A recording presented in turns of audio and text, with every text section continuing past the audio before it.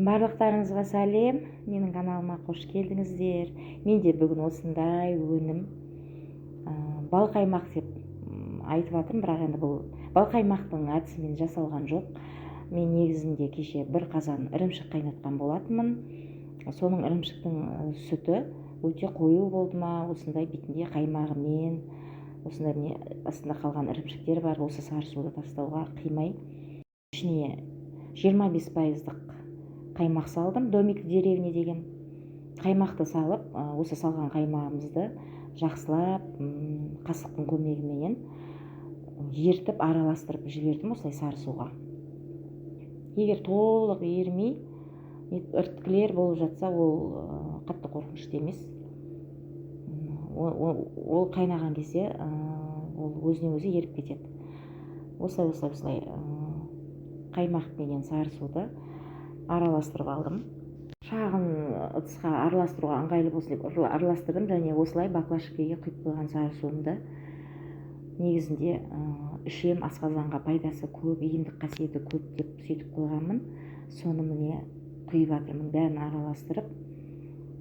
Себебі сары суым ірімшік қайнатқанда қалай болғанын білмеймін, өте қою, сондай майлы болып тастауға қимадым. Және де осылай қақпағын жауып, астына отты қосып қайнағанын күтеміз. Міне енді көріп тұрсыздар, сары су қайнағысы келіп жатыр. Қайнап кеткенін күтеміз. Әбден қайнағаннан кейін астын басып, жай отта қайнататын боламыз. Негізінде қайнағаннан кейін басып 5-6 сағатқа дейін қоюланғанша қайната бересіздер. Көпке дейін бұның қайнағаны маған қиыншылық тудырған жоқ. Себебі келіп 1 сағаттан кейін қайнағанына келіп қараған, міне 1 сағат болды.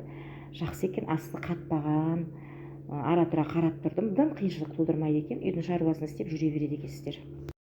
Ал мына жерде енді сары судың қайнағанына 6 сағат уақыт болды. Көріп тұрсаңыздар, ернегінен недәуір түскен, недәуір қайнаған, және мен сіздерге міне түбін көрсеткім келіп жатыр. Оның түбі осы уақытқа дейін бірде-бір қатпаған, түбі жалтырап әп-әдемі болып тұр. Осы кезде біраз қасық бал қостым, бірақ видеоға түсіруге мен ұмытып кетіппін. Енді осы уақыттан бастап, егер де тағы да қайнатып қою қылғыңыз келсе, астын бұлғап тұрасыз. Мен енді осы кезеңде тоқтаттым. Менде осындай әдемі нанға жағып жейтіндей масса болды. Холодильникте бір түн тұрғаннан кейін осындай қою, иристің жұмсағы тәріздес бір сондай масса болды. Және тәтті, өте керемет дәм болды.